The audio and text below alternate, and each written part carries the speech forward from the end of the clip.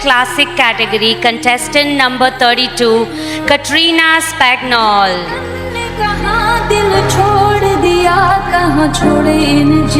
Representing Florida as Mrs. Florida Classic Universe USA, she expresses her passion for ballroom dancing and roller skating to demonstrate that life is beautiful at any age.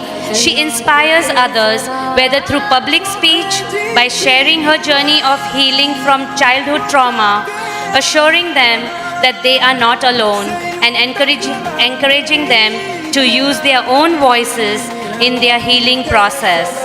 Her botanical gardens costume embodies the essence of Florida by highlighting its rich natural heritage, featuring an array of native plant species and ecosystems such as wetlands and upland scrub.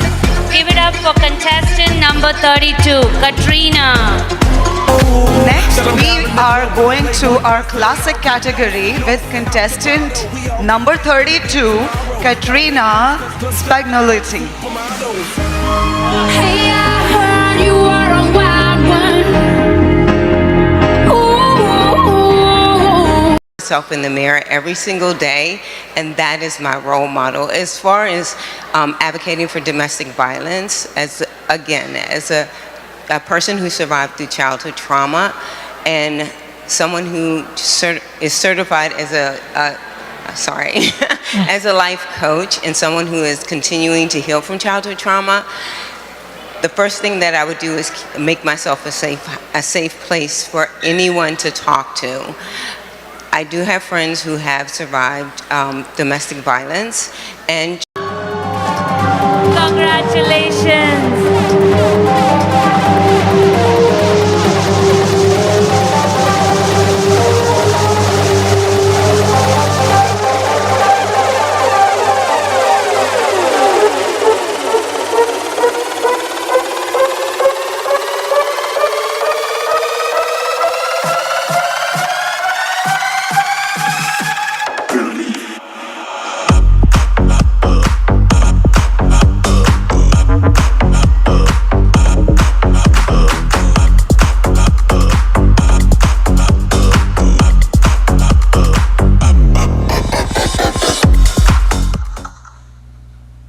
Hello, everyone. I'm Amber Uhler, your Mrs. Universe USA 2025, and I am so delighted today to introduce you to Katrina Spagnoletti. She is the new Mrs. Universe USA Classic, and I obviously, as you saw, got to crown her just last weekend. And I love that we're wearing the same colors we were wearing on stage. I don't know if we planned that or if it was an accident, but welcome, Katrina, to the I Am Possible podcast.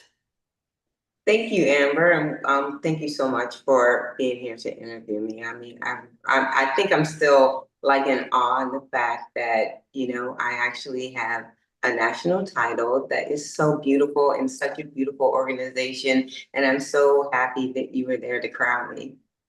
I know. I feel like I'm the lucky one. So many of you might not know, but Katrina and I go back. We both are from Florida. We both were Mrs. Floridas and then Mrs. Florida Universe, and she was Mrs. Florida Universe Classic, and now she's Mrs. Classic Universe USA. So what was going through your mind the moment you heard that you won?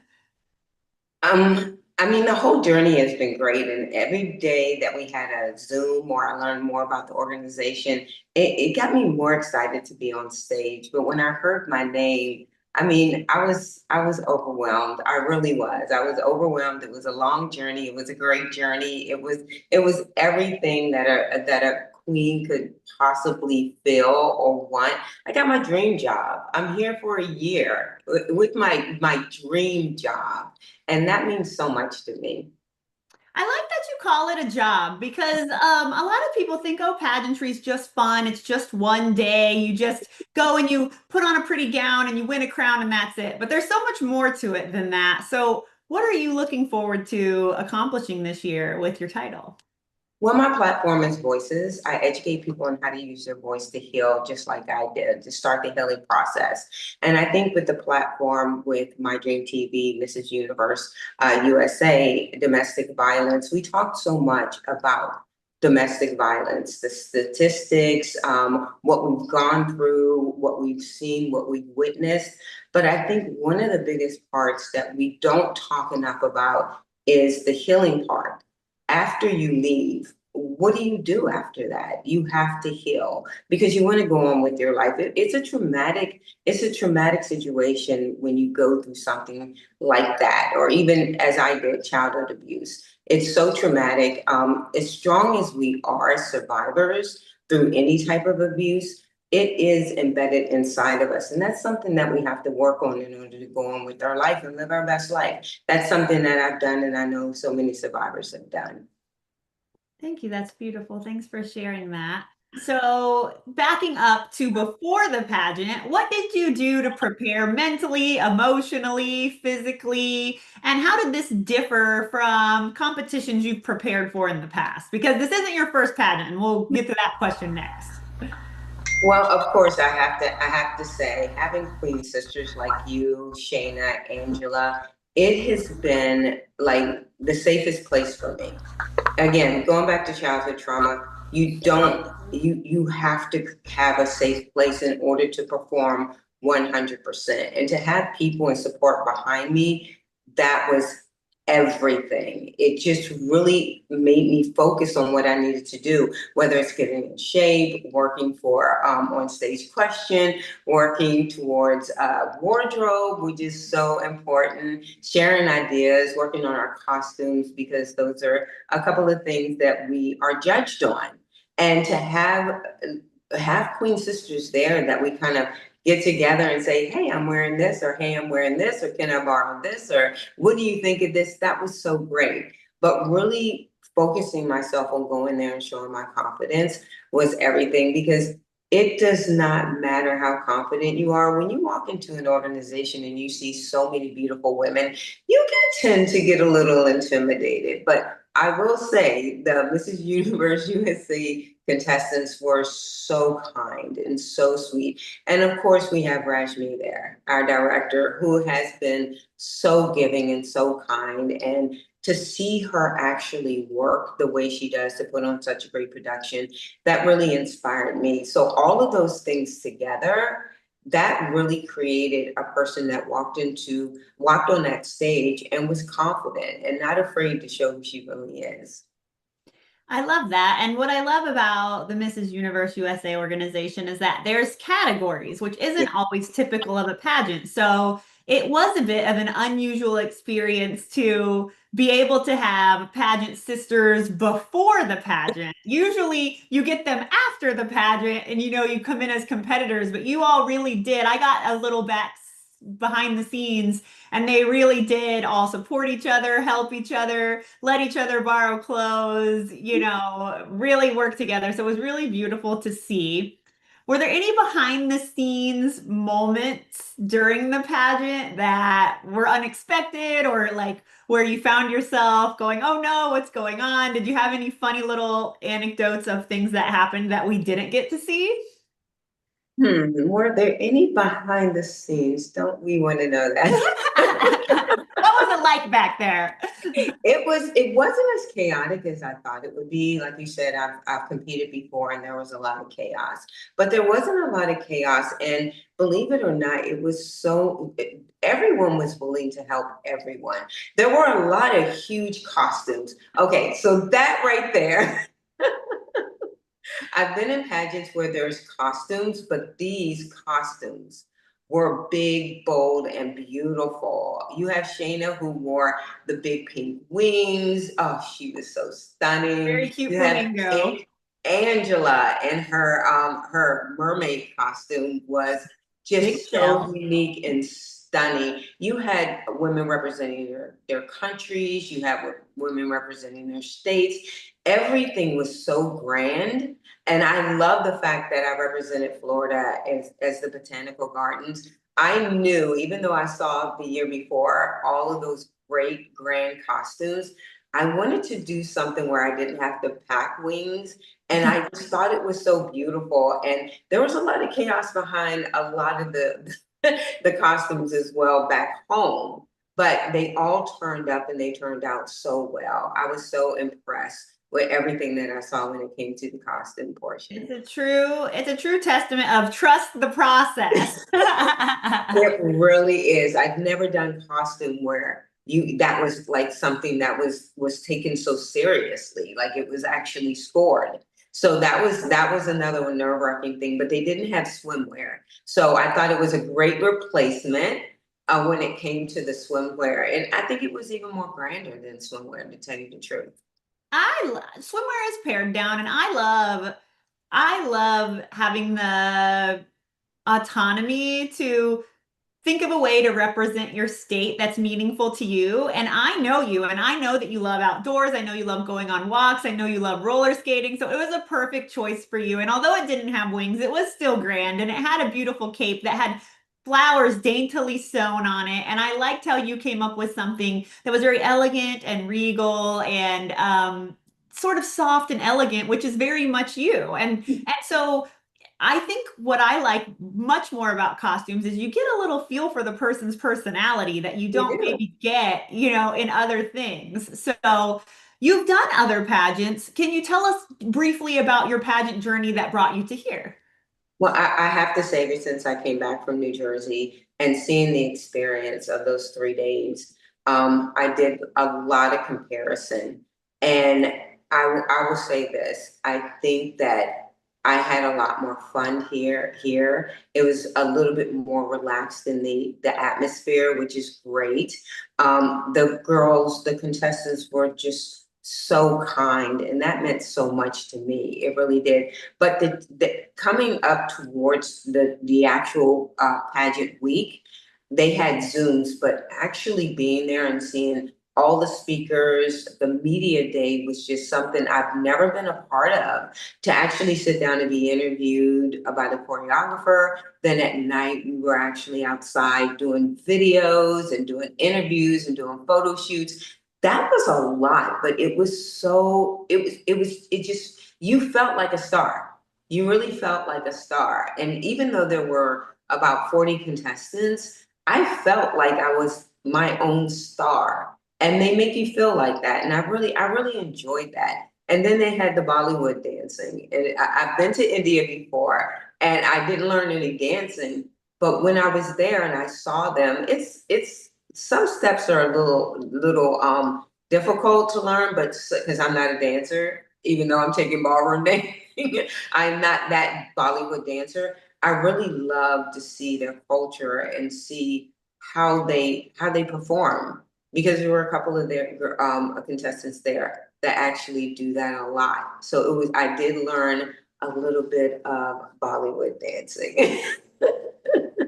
I love that. And so the people know at home, you've competed in Mrs. Florida and you won, and then you competed at Mrs. America and you competed, oh, and you were crowned Queen of the World. And so you've done a couple little pageants and had, well, I won't call them little, a couple big pageants.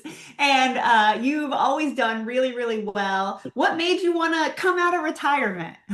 Well, I mean, I'm an observer. I just don't jump into a pageant system. I'm not going to waste time and energy on something that I really don't want to do. And when I saw you get crowned last year, I was like, okay, let me check this out. And I think that a lot of queens are like that. They sit in the background. They're like, okay, let's see what happens here. But knowing you personally and seeing how highly you spoke of Rashmi and the organization, and even though all of us queens, we do talk positively, I really wanted to see the actions. And I saw so many positive things and everything that you said about it. But I saw a lot of the videos. I love that they have a production company. I love that they highlight all of their queens. It doesn't matter if you actually were crowned or not. Well, everyone gets crowned, but there's even first runner-ups. Like they give that opportunity to every one of their queens. And I mean, that told me right there that queens are coming first. A lot of directors will say that, but queens are coming first. And even now, being able to talk to Rashmi and have a great conversation with her and her husband, I will tell you, I know her heart is all about her queens, and it makes me even more excited every day to be the Classic Universe USA. Yes, I can echo those sentiments. They do highlight their queens. And what I've noticed is queens stay with the organization. They love it. They come They back do. year after year. I've seen some of the girls I competed with 4 or 5 times already this year because we all go to everything. And so it's fun and it's tremendous. And this is a great organization to be a part of. So if you're thinking about it, you can go to mrsuniverseusa.us and sign up for 2027. Right? So that's fun and exciting, and that'll come before you know it. That's one thing we figured out. So, Katrina, you're also a published author, which people may not know. Can you tell us a little bit about your book and then what inspired you to share your story? Well, I will say that's one of my proudest moments. My kids first, of course, but that was one of my proudest moments because pageantry has helped me grow a lot. And a lot of queens will say that if you really get the whole gamut of what pageantry is about and you really take the lessons. But this one actually, pageantry actually helped me to open up about my childhood trauma. I don't know, and I will honestly say, I don't know if I would have ever spoke about it if it wasn't for pageantry. It gave me an opportunity to actually have the courage to write my book, What My Mother Never Knew. I tell the stories. I don't go too much into the actual actions that happen because I just feel like I want everyone to have that book in their hands, even including like teenagers, because we do have to know, but parents need to understand also the signs to look for when it comes to someone who does want to harm your child. So pageantry has done that. What My Mother Never Knew is a book about using your voice. It took me about 35 years to finally tell my story. And it was a very tough journey to even do that. But I was living with a dream. One of the incidents was from my uncle, at the hands of my uncle when I was 5. I was living with a dream that I thought it was just that, a dream. But I went back to Virginia to see my children, and my mother and I were sitting in the car, and she told me that this particular uncle, had abused another one of my cousins and were caught. And I worked through my stepfather for years through therapy, through my spirituality. But this particular dream that I found was actually real. It hit me so hard. I drove 12 hours home with my husband to my husband in Florida. And it was the first time I actually sat down and told my story fully. And he said, "You have to tell this story. You have to tell the world. You have to be that advocate so you can teach young girls, young boys, women, anyone who has gone through abuse, how to use their voice so that they can start to heal." That's beautiful. And I know your husband, he's your biggest fan. His name is Tony, and we're a big fan of Tony. He's incredible. Um, for listeners dreaming of publishing their own book, what practical advice would you share about turning an idea into a finished manuscript? Because I meet so many people, you meet so many people, Yes. and everybody wants to write a book, but so few actually accomplish it. So what is your secret? Well, it did take me 10 years to do it because it was a personal story that I That had was to tough. live. And that was the hardest part. But I was so determined to do it, and it was during COVID. And I told myself I wanted to come out of COVID better than I went into it. And I did. I really did. The best advice that I got as an author, I called up a friend who I knew wrote 2 books, and she went through the same thing as I did. She wrote 2 books, and I called her and I said, "Listen, I have no clue how to do this. Like, how do you write a book? You see so many sophisticated words and, they're so dynamic, they're inspiring. I'm like, how am I going to do this? How do I do this and go back to revisit what happened to me?" And she said to me, "Forget about the editing. write your story. Editing will come later. And it freed me. It was like a weight lifted off. And I just start writing everything I wanted to talk about since I was a little girl. I just start writing and writing. And my husband was one of the editors. And I am revising my book because I want to give more like inspiration through my story. And I want women to really understand day by day how, because you do go through depression, you live with depression when you are when you go through abuse, and that's something that I constantly live with. A lot of people don't know that because I understand how to bring my days into a positive light. And people get really surprised when I tell them that I do this because they're so used to me, with this energy, the positivity, the smiling, the laughter, the craziness. And I want people to understand it's not easy every day to revisit, because I do revisit. I do know how to just visit the house. I know how to open the door and get out.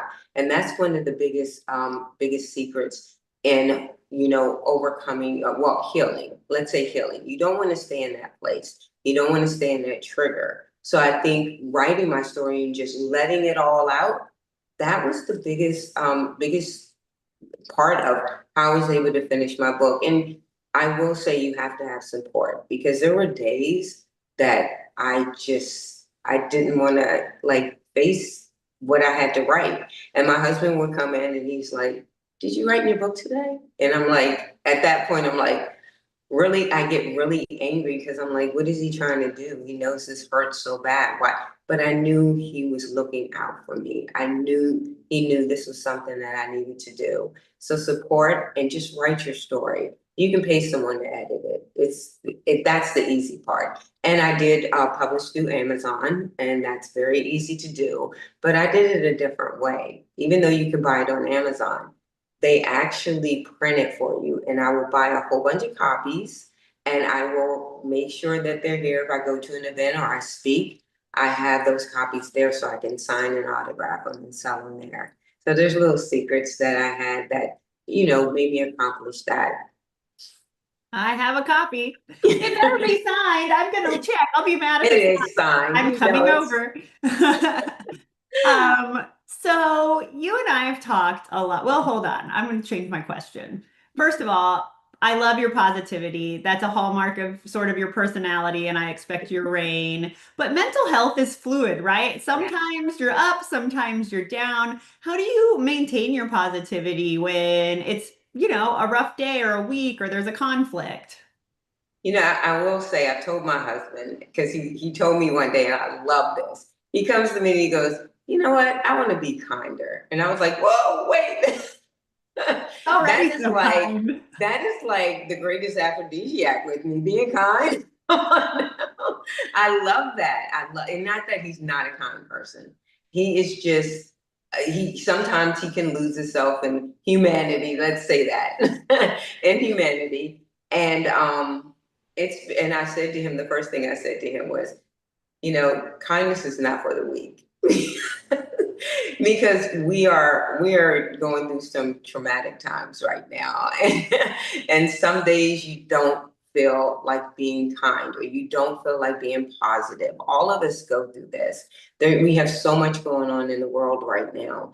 And one thing I will say that helps me so much is waking up, being by myself in the morning, just being by myself. I have a routine every day. I get up at 6 o'clock. I let the dogs out. I go put a moisturizing mask on every morning. I go and feed the dogs. I get my coffee. I go in my guest room. I turn meditation music on, and I just listen. I journal. I listen. I get into something that I want to accomplish. My purpose is to revise my book, but not only that, I am learning to get my certification as an etiquette consultant. And that's everything that I do has a purpose. So I really need that quiet time, because a lot of this gives me peace, but it also tells me that you're working on something for yourself, but not only for yourself, for other people. And that makes me so happy. And I think joy and giving and doing something for yourself and doing something for others, that really helps with the positivity. So by the time he wakes up, he's got this wonderful ray of sunshine. I love that. That's incredible. Oh my gosh.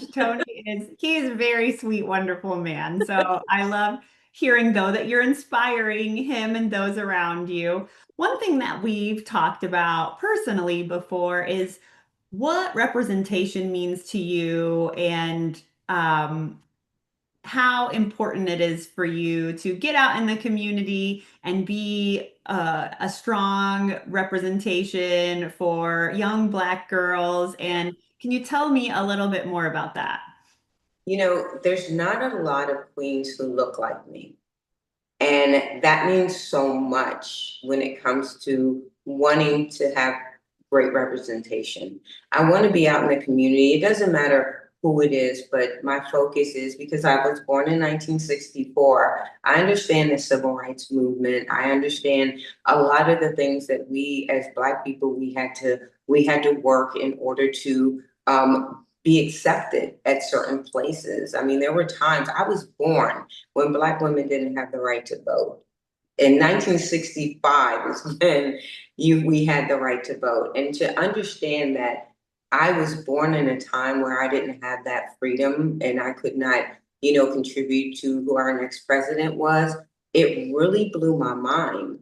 And but it also encourages me because I get to hear firsthand, not on social media, not in a book. I get to hear firsthand stories from my aunts who were born in a place in a country that they didn't have really a lot of rights. To hear them say things like, I have a very fair skinned godmother with blue eyes and blonde hair. And she would tell stories, her and my aunts would tell stories of how, they would laugh about this, how they would go into restaurants because we weren't allowed in certain restaurants. They did not know she was Black and she would get food for them. And I would think to myself, that was so dangerous. But as young kids, we don't know any better. And stories like that, to hear stories like that, they continue to motivate me to be a positive woman, to be someone that I can go into any community, but especially Black communities and say, listen, nothing can hold us back. We have every freedom that anyone else does. We can be crowned a queen. We can have a business. We can carry ourselves in certain ways. And I'm so proudful of that. I really am, to see, because you had a wonderful appearance. It was National Swim Day, and you can better say it than I.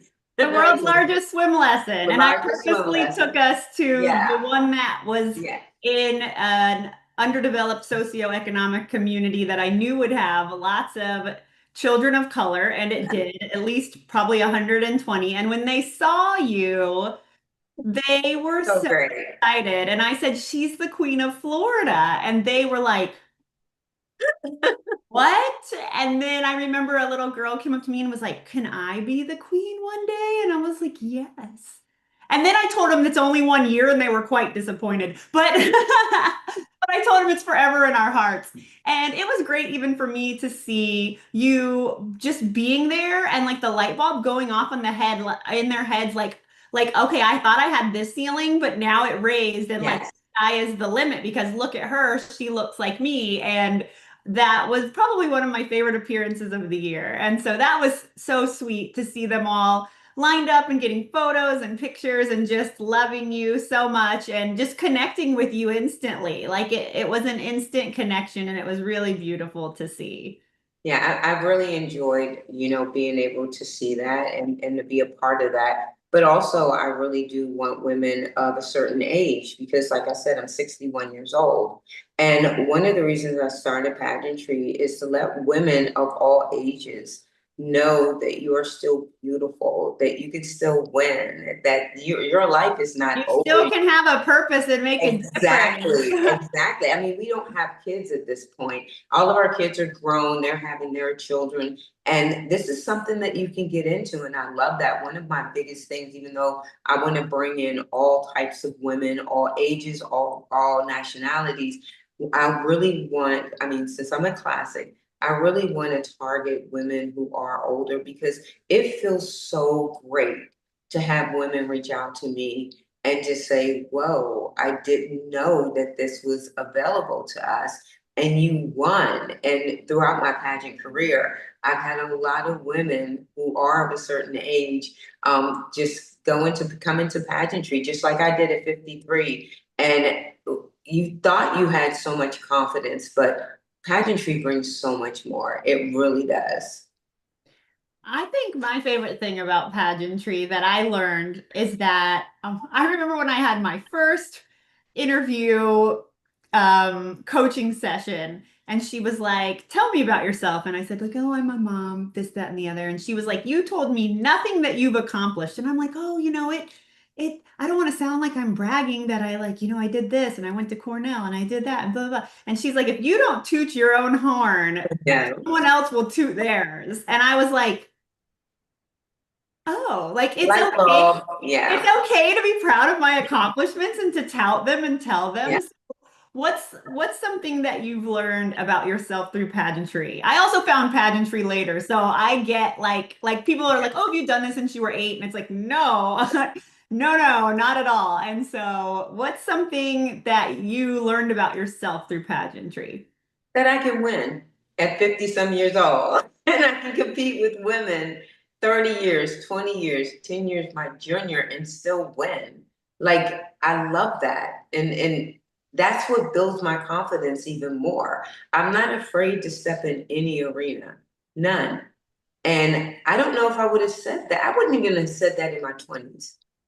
And that surprises me. I get so surprised that I could look back and go, I wouldn't have done a pageant in my 20s, and I never did. And I waited until my 50s. Come on. But And you've I got thought so it was, much wisdom and life lessons and are such a good sister queen and supporter. And I think it all worked out wonderfully. And I'm glad that it's boosted your confidence because that's what I love about pageants. Whether you win or lose, like really you always win. You gain friends, really. you gain connections, you gain knowledge about yourself, you work on yourself. I call it like polishing a gem. I, exactly. That's a great way to put it. It really is just like polishing a gem. And no matter how much you think you're confident, you could be overly confident and it will level you out. Pageantry will level you out.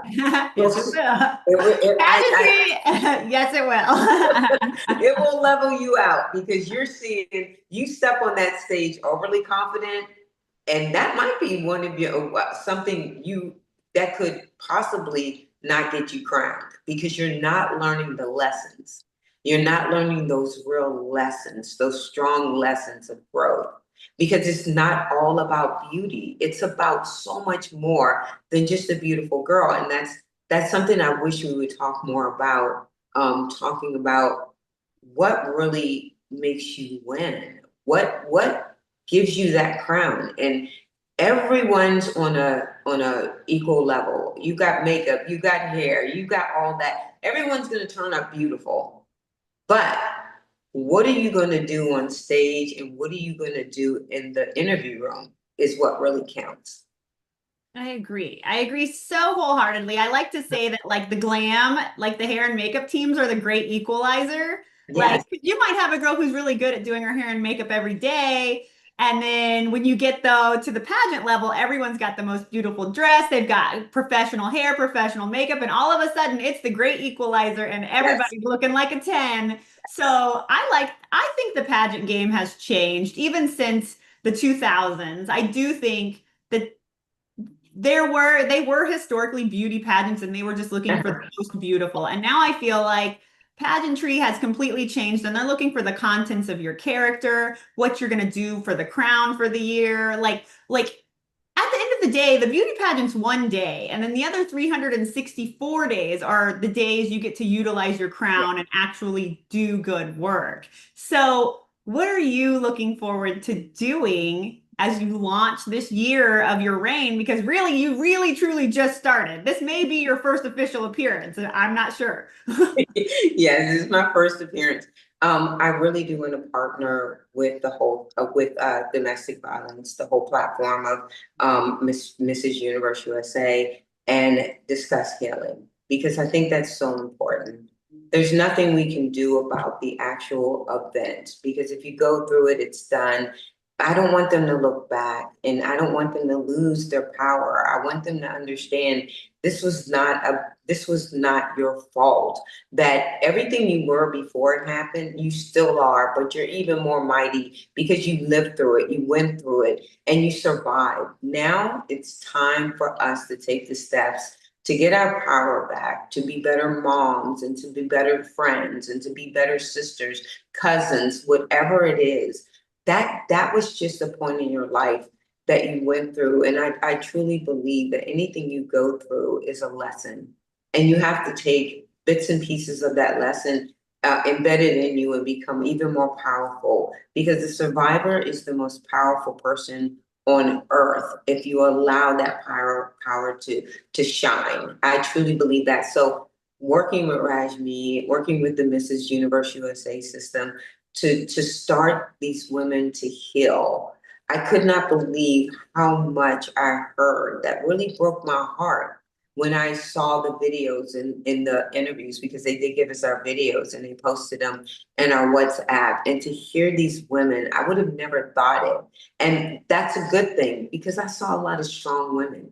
I saw women who were like, look, he didn't take anything away from me. I brought it, bringing it all here today. I'm gonna get on that stage and I'm gonna do everything. That takes a lot because not everybody will do a pageant because they don't believe that they can win. Every woman who attended the Mrs. Universe USA pageant are winners, regardless of if they got crowned or not.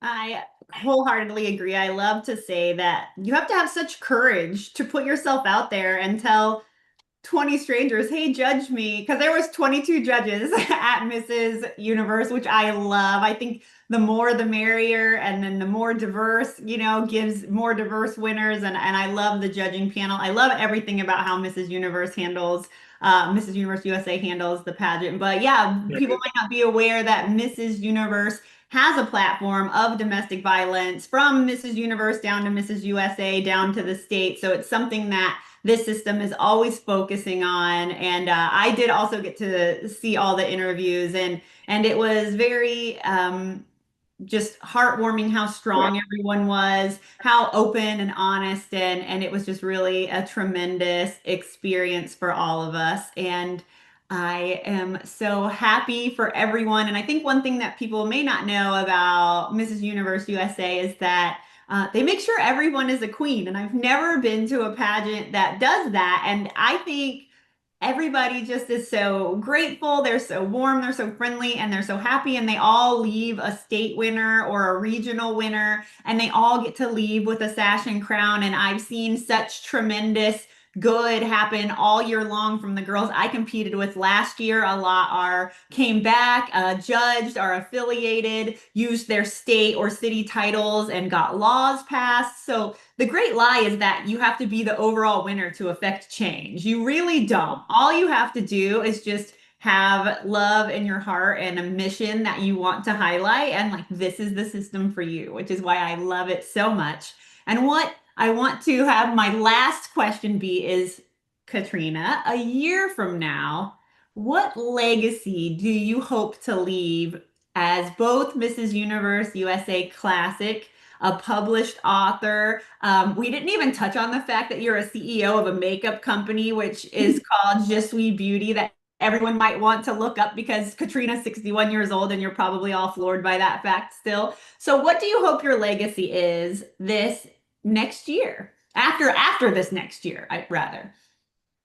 That no matter how much you hear my story and everything that I've gone through, that I didn't let it stop me. I didn't let it dictate the person that I was meant to be. I was meant to be everything you just said and more. And I know I am being in this organization, being Mrs. Classic Universe USA. I'm gonna grow even more. I'm gonna be a better person. When I crown my successor, I know there's gonna be a lot of power in these hands putting that crown on. And I hope that that person absorbs all of this power and believes enough in themselves that they can lead just like I want to lead, along with my queen sisters, in a positive, kind, and generous way. So that's what I want my legacy to be. Yay. I love it. I have no doubt that anything you put your mind to, you can achieve. Do you have anything else that you want to say that I didn't touch on before we wrap it up? Well, I think you covered it all, but throughout my reign, you're going to hear a lot about, how I became more of a healed person and how I'm trying to be a safe place for so many people, and especially these queens that are competing, and I'll see them next year in New Jersey. You're going to hear so much about how I didn't let and I don't let anything get me down. Every day is a day to practice peace within yourself. Put yourself first because everyone's going to benefit from everything that you give yourself. You are going to see Katrina out there just in her community, helping women, helping men, and using her voice. And you're going to see a lot of transparency. And that's what makes a winner. I truly believe transparency makes a winner. Lovely. Where can our viewers follow you if they want to continue watching their journey, which I know they do? Well, on Instagram and Facebook, of course, it's Katrina Spagnoletti. I love that name. I have to put it everywhere. But you'll learn a lot about me through my social media. Of course, my Dream TV, they'll be featuring not only myself, but my sister queens. We're going to be here answering questions. We're going to be at events. Anytime, I want to tell everyone, never hesitate. You can see me on the streets or you can see me at a pageant. You can never hesitate to come to me. Never hesitate. Come up to me, say hi. If you want to talk, we can talk. If you want to know my secret, if you want to know my queen sister secret, we are all here for a reason. It's not just to wear a beautiful crown and a sash. It's here to be your safe house and it's here to be your leaders. And that's exactly what I think my responsibility is as Mrs. Classic Universe USA 2026. You know, I love a hardworking, approachable queen. Oh, yes, definitely. Well, Number one, as a queen, you have to be hardworking. Number one. and then friendly and fun. Yes. So, thank you for joining the I Am Possible podcast. And thank you for being possible and for being courageous and putting yourself out there and going up and giving it your all. You've now had a local title, a state title, a national title, an international title, and Mrs. Universe is next. Yes, I cannot wait. We're already preparing. We want to bring that crown home to New Jersey, my Dream TV, Mrs. Universe USA. We want this crown back. And of course, you're about to head on a plane. I do. I stopped everything, actually. I stopped rhinestoning my costume to get on here and do this. You're going to do amazing. And I cannot wait for that crown to bring itself back from the Philippines here. And we are just. Have you seen it? It says Mrs. Universe on it. No way. Really tiny. Like you have to really zoom in like a weirdo. Because I was like, let me check this out. And it says Mrs. Universe, and I was like, I gotta have it. That right there wants me to go into the gym. Boy, it will make me get into the gym and do everything that I can to bring it home. But we're really excited to see your journey. Like, it's going to be amazing. It really is. You're so blessed. You're going to do amazing, and we're going to see that crown back in Florida. We love Florida. We are Florida strong. We sent up 4 or 5. Strong. Florida came correct this year, and we're very proud of Florida. Florida, has had some strong years and some not strong years, and we're proud to be back on top. I'm so proud of all the queens. Everyone did so incredible at Mrs. Universe, but you really showed grace under pressure, and I call it forged through fire. Sometimes you go through the fire and you come out stronger, and you're a perfect example of that. And we can't wait to watch your year unfold. It's going to be incredible, and I'm so excited to see what you do on that Mrs. Universe stage. Of course, I'll be here every step of the way. And we're so excited. Thank you for joining the I Am Possible podcast. And remember, everyone, that you are possible too. Bye bye. Bye, Amber. Bye, everyone. Mrs. Classic category contestant number 32, Katrina Spagnol.